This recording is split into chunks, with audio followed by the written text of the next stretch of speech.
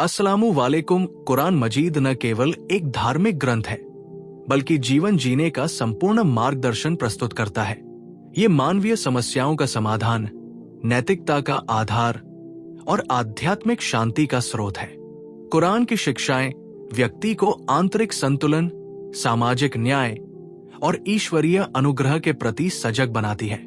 इस ब्लॉग में हम कुरान के प्रकाश में जीवन जीने के व्यावहारिक पहलुओं का गहन विश्लेषण करेंगे, जिससे पाठक अपने दैनिक जीवन में इन शिक्षाओं को सहजता से उतार सके। कुरान जीवन का संपूर्ण कोड। कुरान को अल फुरकान, सत्य असत्य का विभेदक, और अशिफा, चिकित्सा कहा गया है। ये केवल धार्मिक अनुष्ठानों तक सीमित नहीं, बल्कि मानव जीवन के प्रत्येक पहलू, व्यक्तिगत, पारिवारिक, सामाजिक, आर्थिक और राजनीतिक के लिए मार्गदर्शन प्रदान करता है। ये वो किताब है जिसमें कोई संदेह नहीं, ये डर रखने वालों के लिए मार्गदर्शन है। इस आयत से स्पष्ट है कि कुरान का मार्गदर्शन उन्हीं को प्राप्त होता है जो ईमान के साथ इसे ग्रहण करते हैं। ईमान जीवन का आधार स्तंभ। कुरान जीवन की शुरुआत ईमान, विश्वास से करने का निर्देश देता है। ईमान केवल मौखिक स्वीकृति नहीं, बल्कि हृदय की गहरी पुष्टि और कर्मों में अभिव्यक्ति है। वास्तव में जिन्होंने ईमान लाया और अच्छे कर्म किए, उनके लिए जन्नत है जिसके नीचे नहरें बहती है। ये आयत स्पष्ट करती है कि ईमान और अमले साले, सद्कर्म का अटूट संबंध है। तौहीद, एकत्व का सिद्धांत। कुरान का केंद्रीय संदेश तौहीद, अल्लाह की एकता है। तुम्हारा पूज्य एक ही पूज्य है, उसके सिवा कोई पूज्य नहीं। वह दयालु है, अत्यंत दयावान। यह सिद्धांत मानव जीवन को अर्थ प्रदान करता है। सभी कर्मों का उद्देश्य केवल अल्लाह की प्रसन्नता होना। दैनिक जीवन में कुरानिक शिक्षाओं का क्रियान्वयन। कुरान की शिक्षाओं को दैनिक जीवन में उतारने के लिए 5 स्तंभों, सलाह, सवम, ज़कात, हज और जिहाद के साथ साथ नैतिक आचरण पर विशेष बल दिया गया है। नमाज, समय प्रबंधन और आत्मशुद्धि। नमाज केवल एक अनुष्ठान नहीं, बल्कि समय प्रबंधन और आत्मिक अनुशासन का उत्कृष्ट उदाहरण है। नमाज स्थापित करो। निस्संदेह नमाज अश्लीलता और बुराई से रोकती है। दिन में 5 बार की जाने वाली नमाज व्यक्ति को भौतिकवादी दुनिया से जोड़े रखते हुए आध्यात्मिकता से संपर्क बनाए रखती है। ज़कात, आर्थिक संतुलन का साधन।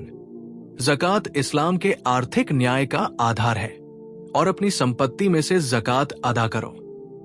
ये केवल दान नहीं, बल्कि समाज में धन के पुनर्वितरण का वैज्ञानिक तरीका है। कुरान बताता है कि ज़कात देने वाले की संपत्ति कम नहीं होती, बल्कि उसकी मिसाल एक बीज की तरह है जिसमें 7 बालियां उगती है। सब्र और शुक्र, जीवन के 2 पहिए। कुरान मानवीय जीवन को सब्र, धैर्य और शुक्र, कृतज्ञता के संतुलन पर टिका बताता है। निस्संदेह अल्लाह धैर्य रखने वालों के साथ है। सूरह यूसुफ में पैगंबर यूसुफ का जीवन इसका उत्कृष्ट उदाहरण है। भाइयों के षड्यंत्र, गुलामी और कारावास के बावजूद उन्होंने धैर्य नहीं खोया और अंततः मिस्र के शासक बने। कुरानिक कहानियों से जीवन प्रबंधन। कुरान में वर्णित पैगंबरों के जीवन प्रसंग केवल ऐतिहासिक घटनाएं नहीं, बल्कि आधुनिक जीवन के लिए प्रासंगिक सबक है। यूसुफ अस का संघर्ष, विपरीत परिस्थितियों में संयम। सूरह यूसुफ को एहसानुल अक्स, सर्वश्रेष्ठ कहानी कहा गया है। जब यूसुफ के भाइयों ने उन्हें कुएं में फेंक दिया तो उन्होंने निराशा के बजाय अल्लाह पर भरोसा रखा। मैंने अपनी जान को बरी किया। निस्संदेह मेरा रब उस पर दया करता है जो धैर्य रखता है। ये आज के प्रतिस्पर्धी युग में हार न मानने की प्रेरणा देता है। ईसा अस की दया, सामाजिक सेवा का आदर्श। कुरान ईसा मसीह को रूहुल्लाह, अल्लाह की आत्मा कहता है। उनका जीवन दया और सेवा का प्रतीक है। अनाथों को सहारा देना, रोगियों का उपचार करना। यह सिखाता है कि सच्ची इबादत मानव सेवा के बिना अधूरी है आधुनिक चुनौतियों का कुरानिक समाधान। तेजी से बदलती दुनिया में तनाव, वित्तीय संकट और नैतिक असमंजस जैसी चुनौतियों का समाधान कुरान में मौजूद है। तनाव प्रबंधन, अल्लाह पर भरोसा।